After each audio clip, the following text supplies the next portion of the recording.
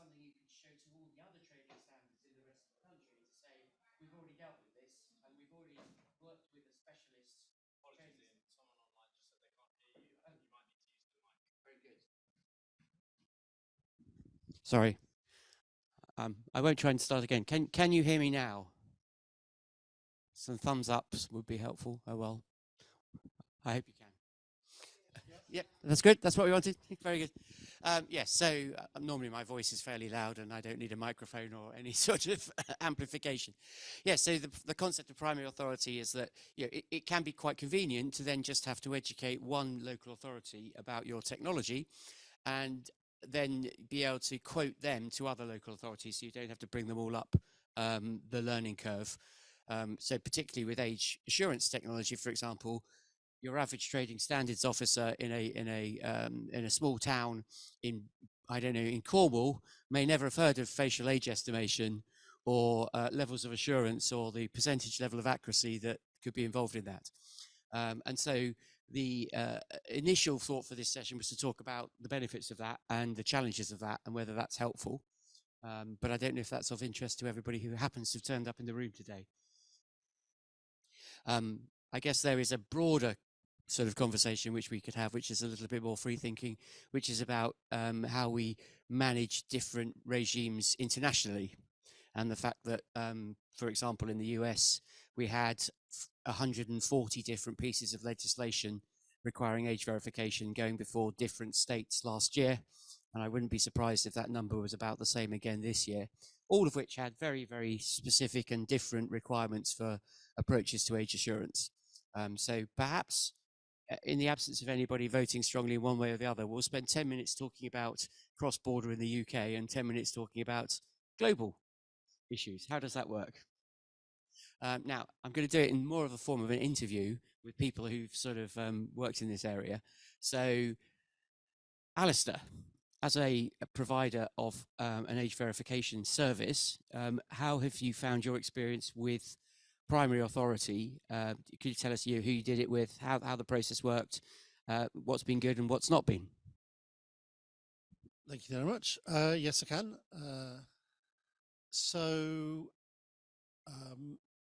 Really, sort of the context of engaging with the trading standards generally is it's the organisations that we work with that are the ones that are regulated by trading standards.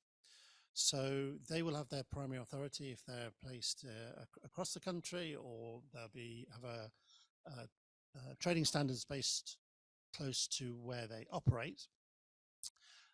As a provider, what we've done is work with a Centre of Excellence in the UK for age verification in something called a coordinated partnership scheme.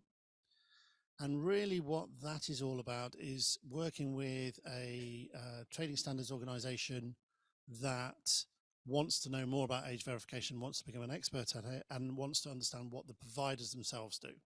So we're not actually being regulated by them, but we're going to a partnership with them whereby they understand what we do, test what we do, and gain a level of comfort that when asked by organizations that need age verification, they can say, well, there's a number of choices. We know this one is one that works. For us, it's been actually a useful exercise. Whether it has, I mean, it's always good for the trading standards to understand actually what you do if you're providing a compliance service. And I would say generally it's quite patchy in the UK in terms of what trading standards understand and what they don't. Some are much more informed than others. So having this sort of coordinated partnership allows a verification provider to a certain extent to have one conversation, and then they can step back, and then the trading standards people are talking with each other. So if there's a non-compliance issue with somebody up in Scotland, they'll and they were using our service, our coordinated partnership people based in Salford would actually have a conversation up with the guys in Scotland and say, okay, we know these guys, this is how it works, we've signed it off, etc. So for a provider, it's kind of it's a useful exercise. I think we've probably been asked about it 3 times since we've been in business. So it's not going to. It doesn't change our world too much, but anything we can do to help inform the sort of infrastructure of trading standards in the UK, we try and support. I know that we've got another major provider here that's had, I think, sort of slightly different experiences of trading standards. So I don't know whether, Robin, you want to chip in to this? Robin came and thought he could sit at the back and sit quietly, but what's your experience been?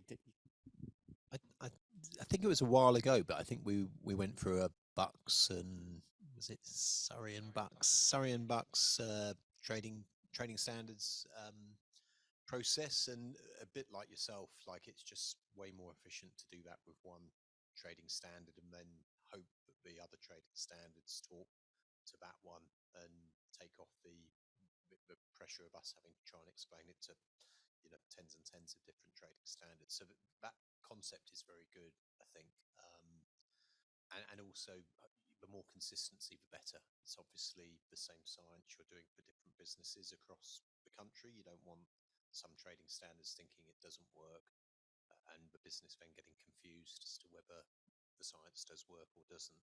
You don't want different primary authorities or trading standards to have a different view of what might be an effective age check. Yes, so this was part of the consultation that the Home Office have done recently on legalising the use of digital forms of age assurance, so both estimation and digital ID, for the purposes of buying alcohol. And one of the challenges, I think, is with the alcohol regime in the UK, it's not really kept pace with the real world. So it was requiring you to have physical ID, which had a hologram or an ultraviolet mark.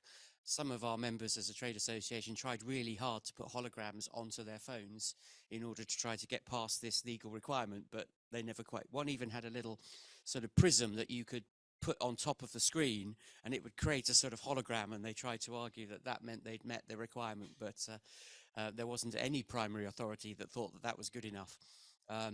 But part of the Home Office consultation was around primary authority and whether it should be extended to cover this part of licensing. So, because of course, historically, licensing has been very local. It's about asking the local council how late they want you to be able to buy beer in a particular bar, and the local residents saying, I want it shut at 10:30, and the bar owner saying, I'd like a late license till 2 o'clock in the morning, please. And the authority deciding somewhere between the two. And that's always going to be a local decision. Hence, the legislation, I think, was written very locally. But then you've got this problem that we've started creating national, international solutions. And do you want to have to go to 450 different local authorities to get them all to understand how facial age estimation works and hope that they all then say, yes, we trust that enough that you can use it in our area? So I think in our response as a trade association to the Home Office, we said that primary authority was a good thing because it allows one trading standards office to become a specialist in a particular area of licensing, and then to share that across the rest of the nation without others needing to be as specialists as them. And they all go to the same conferences and they know each other, and I think they trust one another to a large extent. So if Salford are saying something is okay, then the people in Cornwall will probably go, we don't need to worry about that because Salford have checked it. Does anybody else have any sort of thoughts on that sort of domestic side of things in terms of primary authority? Let me check my online audience here. There's just a thumbs up, but nothing else just yet. So jump to the first unread message. That might be. Okay, so maybe we could talk more about the challenges of like international. Oh, it's up there, so that's helpful. Let me know if anything exciting comes up. Oh, is that for in here? That's from earlier, good. Because Jen always asks very difficult questions. So she's from Defend Digital Me. But more interesting is sort of the global perspective, because obviously we're now looking at providing age assurance to lots of global platforms. So Robin, I think you work with Meta, and presumably that's something they're deploying in more than just the UK. And yeah. Outside of North Korea, not North Korea, right? Okay. But again, I guess you to some extent are trying to we've got to figure out a way that we persuade all these individual countries' regulators and possibly even state attorney generals from state to state in the United States that the global solution that Meta or any other platform has adopted is going to be sufficient for their purposes. And I think that's where we've always thought that standards might be our friend, because if we can persuade regulators around the world, rather than writing these very detailed pieces of legislation which say, for our state, for the purposes of buying cigarettes in a corner store, we expect you to do the following pieces of age verification, and we will only accept a driver's license issued by this state or the following 3 neighboring states, or something very obscure like that. Instead, we get the lawmakers to pass laws that say we delegate to a regulator the power to point to international standards, and then you get the regulators to point to a particular standard or set of standards and say, typically language like, in order to comply, you must be delivering your service of age verification to this standard, call it ISO 27566, or its equivalent. So you don't create necessarily a monopoly around the standard, but it's a very clear signal that that is the standard that will mean you've definitely done what you need to do and you won't find yourself in court. So that's really why we spend so much time trying to develop standards and then persuade regulators to trust them. We actually have the UK ICO and Ofcom sitting as observers on both the IEEE standard we've done and the ISO working group, contributing through BSI to that. So we'd much rather have many more global regulators involved, so that I think if they feel bought into it during the development process, then they're obviously much more likely to be willing to trust it and to refer to it later on. So that's sort of how we see global standards fitting in with global regulation. And then, of course, that means that the technology, a single provider like Robin or Alistair, can build one set of tech and then use it everywhere in the world, rather than needing to do new coding for each and every state or jurisdiction, which should be cheaper then for the industry and ultimately cheaper for consumers, because if it costs more for industry, that's obviously going to feed through into the prices. So that's another sort of important rationale, I think, for standards, to create that level of efficiency. And it also makes it easier to buy, because you can, when you're procuring things, you can say we want to choose between suppliers who have been certified to a particular standard. So I think that then makes it much more efficient, because you haven't, as a procurement officer, got to understand the detailed technicalities of age assurance in order to write your specification in your call for a proposal or invitation to tender. You can just simply say, we will only listen to people who've got a certificate saying they've been audited against a particular standard. Any other thoughts on this interesting topic or questions? Yes. Yeah. Yes, I'm not sure whether I understand. Oh, sorry, Jutta Kroll from the German Digital Opportunities Foundation. I'm not sure whether I understand the concept of cost of age assurance properly, but who is paying for age assurance methods? So far, I know that in Germany we have age assurance, lots of systems that all no user pays for. It's always the company you want to access, like pornographic websites or so on, that pay for the service. But could it be a concept that all users are paying for their age verification? Is that the idea? And if yes, I have another question. It's a really great question. So we'll just jump into the costs and commercial side of age verification and assurance, because I think that's really interesting. The way it works today is, I think we have 2 slightly different models. One for online age assurance, where typically if you're going to a website that has age-restricted goods for sale, or it's got age-restricted content, then it will have either in-house or through a third party got an age verification or age assurance service, and it will be paying on a per check basis, maybe with some discount for volumes. As a trade association, we're not supposed to get involved in pricing, but I can quote what the UK government has said, and they have said that their estimate is it will cost about 10 pence per check, or 12 US cents per check, but they expect that price to come down. And of course, those are checks typically you might only do once a year or once for a new customer. So if somebody's signing up to an adult website, we'll do an age check. We're trying to say that from a standards perspective, it would be good practice to redo that at least annually, because people may have managed to find a way to get through the system last year, and if we allow them to keep that check forever, we will never fix that problem. But you potentially, if you're signing up to a vineyard to buy your monthly supply of wine, just doing that one check for 12 cents at the beginning of the year should allow you to order the wine for the next 12 months. So quite often we've seen in the US courts outlandish claims about the cost of an age check. It was quoted as being $1.50 per check, and a lot of small websites were saying this is far too much. You'll put us out of business. And so we very quickly had to put some evidence into that particular case to say, well, hang on, that's not really what we understand. That might be the cost of a full identity check. And I think it was probably a large identity provider who had been quoted in terms of because they only think about doing ID checks. They don't recognize that there's this quite separate industry around age, which is generally not quite so expensive. However, in the face-to-face world, of course, we don't pay at the moment to prove our age. We show our passport, we show our driving license. And so stores and pubs and clubs are not used to paying anything to check their customers' age. So it's quite different. And typically, so that's been done at the moment by buying a piece of identity. So paying for your driving license, paying for a passport, or in the UK, a proof of age standard scheme.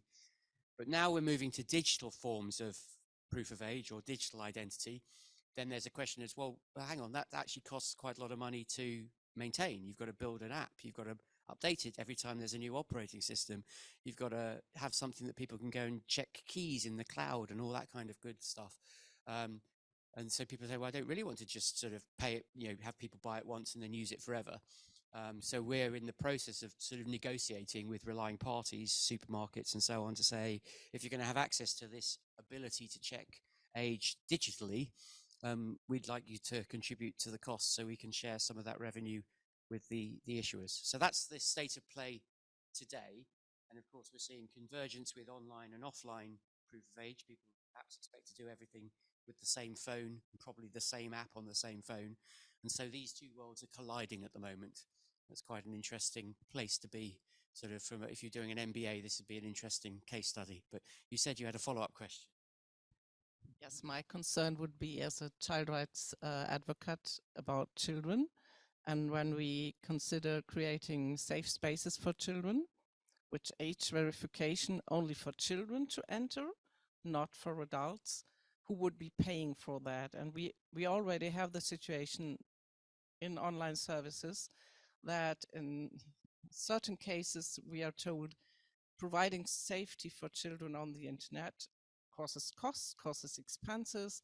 It's too expensive to create that. So what I want to avoid is that with age assurance, it may not be the silver bullet, but something very similar to more child safety on the internet, and it should not be hindered by expensive costs for children. I'm happy to answer, but does anybody else want to jump in with a view on how we keep it cheap for keeping child-safe spaces on the internet? It's Robin from Yoti. I think there's a bit of a catch-22 that at the moment a lot of companies don't do age verification, and they may well feel it's too expensive or it's too much friction, not enough people find it easy to do, or there's some of the methods are not inclusive, like a credit card. But actually, if the regulators encourage and then effectively enforce, the market will attract more and more issuers. The identity sector is big. There's at least 50, possibly more identity providers. It's a pretty competitive field. It's probably less age providers today, partly because the market is much smaller, but the technology is pretty potent. And if more and more businesses need to do it, prices will drop. That's just inevitable with markets. And if you think of AI, the marginal cost is quite low, but people are reticent to kind of put their costs down, their prices down, when the market at the moment is only some companies, in the market when it's 10 times bigger, people will fight it out more and prices go down. Yeah, and you just to pick up on the interoperability side of things as well, we're hoping to get to a point where if you've done one age check, you can use it across the internet, multiple different platforms. And yes, there'll be some payments going on in the background, but there'll be sort of commissions for reusing a check rather than paying the full cost for the first check, which sometimes can have a big underlying cost because you're going off to another database, which is charging you for access to that data and so on. So the cost can be shared amongst a lot of platforms. So I think although it probably pains Alistair and Robin to hear this, we're probably looking to prices coming down to being a few pennies, if not less, in the longer term. But hopefully that means that it's more accessible and can be used on more platforms. Some pricing's already that low. So if you've got large supermarkets, they're not going to be paying more than a penny. Great.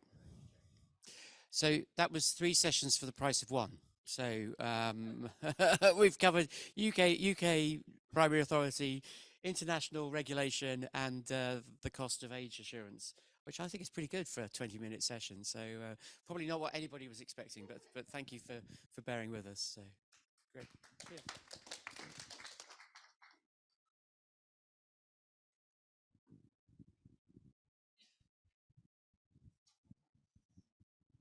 Oh, thank you, Paul. I've just seen your contribution.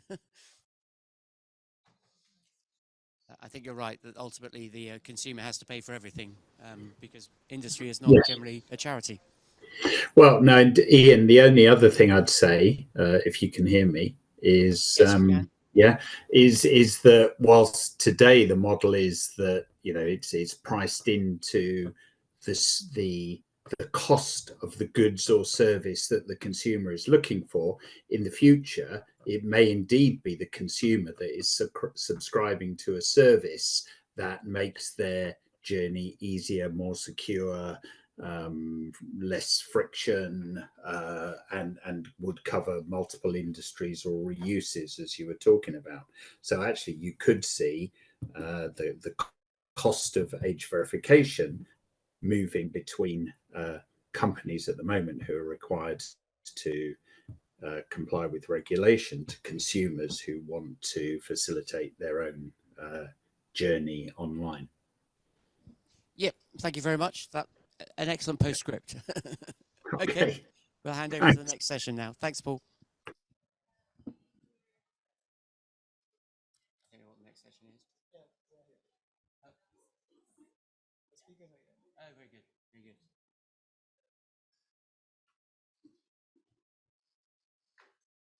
Are you doing a session? We are. Excellent. This table here, would that be all right? I give you a hand. Might be taped.